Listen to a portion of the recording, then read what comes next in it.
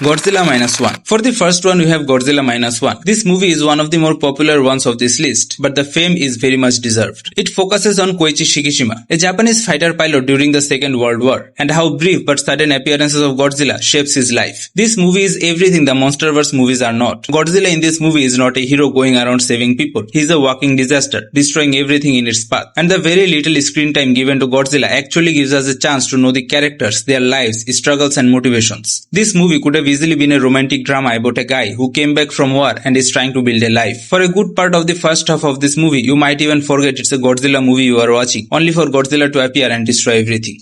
The Mist. This movie focuses on a small town supermarket where many locals get trapped when a mysterious mist covers the whole area. And to make things worse, they slowly realize there are monsters roaming around in that mist. They have no idea how far this mist goes. Is there anyone left outside that can help them? Or is the supermarket the last safe place left for them? And that uncertainty is where this movie shines. Because the movie is not interested in the answers of those questions. Rather, it's more focused on the trapped locals' decisions. What do different people choose to do based on their situation? That's the focus of the whole movie. And to top it all off, the ending. I'm not kidding when I say this is easily one of the most depressing ending I have ever seen. You must be thinking at max they will show a character sacrificing themselves to save someone. I must say, think again. The Host. This 2006 sci-fi horror movie is about a mutated monster that came alive because of toxic chemical dumping. But coming from Bong Joon-ho, the director of Parasite, this was never going to be just about the monster. So it focuses on a family who lost their daughter in the monster attack, but the father believes his daughter is still alive, and that kicks off their search for the daughter while surviving from both the monster and the government. The monster in this movie is less like an antagonist and more like a plot device. It is a primary threat and the goal of the main characters, but the real problem is constantly shown as something else. But that doesn't stop them from making the monster creepy and horrifying. While this is not the best work of Bong Joon-ho, but it is definitely one of the better monster movies out there. A Quiet Place. A family trying to survive in a monster-filled world. Monsters who hunt based on sounds. So the family must live completely silent, not making any noise. It's one of the more classic monster movies with a different take, but the focus is on the family, how they survive, how this changes them. Especially the father, who goes on overprotective mode, thinking about nothing else except protecting his family. And the strength of this movie is the atmosphere it successfully creates. Rarely any dialogues, great sound mixing, and the whole abandoned world makes the constant threat feel more palpable. So while this movie doesn't attempt anything too flashy and is fairly small, but the basics is done so well that it leaves a mark in your memory.